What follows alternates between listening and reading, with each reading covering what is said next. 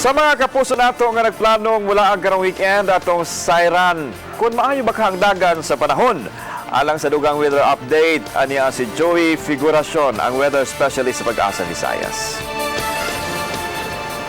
Maayong hapon sa tanan, mao kini ang atong weather update karong adlaw. Sa pagkakaron bagat gyapon ang atong weather system na nakaapekto sa nasod. Batang iyang konsentrasyon karon diri na lang sa kasagpang bahin sa Southern Luzon.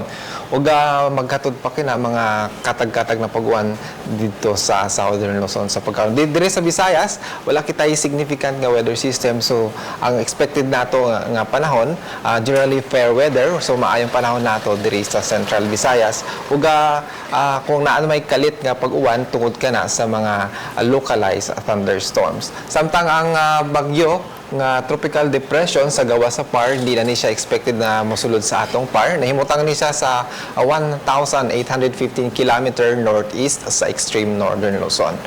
Sa atong sea condition diri sa Central Visayas, wala kitay problema kaya malinawon ngadto sa kasarangan ang pagbalod sa atong mga kadagatan.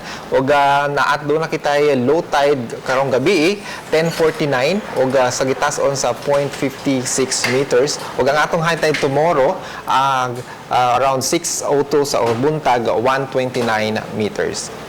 Sa atong panahon ugma, Saturday, maayo generally fair weather atong masinati, but expected gyapon na aduna kitay masinati nga patak-patak nga pag-ulan due to localized thunderstorms. Kung atong kainiton diri sa Sugbo is from 25 to 32 degrees Celsius, samtang sa Dumaguete is from 25 to 32 degrees also, ug mauman sa Bohol area. Samtang nga atong sutahon ang panahon sa mga sunod nga tulo ka adlaw, that is on Sunday until the Tuesday. So by Sunday expected nato na aduna kitay mostly cloudy skies ug makasinati kita sa mga katag-katag na pag-uwan tungod sa epekto sa ITCC or southwest monsoon. So expected nato ang atong kainiton is from 25 to 32 degrees Celsius.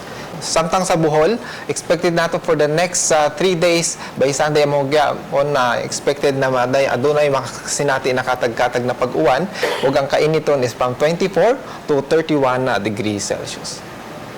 Sa Negros Oriental, asahan na generally may masinati nga pag-uwan tungod sa epekto sa southwest monsoon o intertropical convergence zone ug ang kainiton is from 24 to 31 degrees Celsius.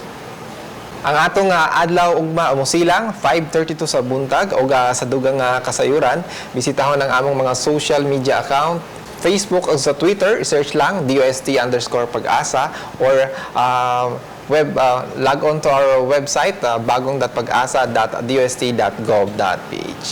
Mga ko na atong latest gikan diri sa Pag-asa Mactan, Joey Figuracion, daghang salamat.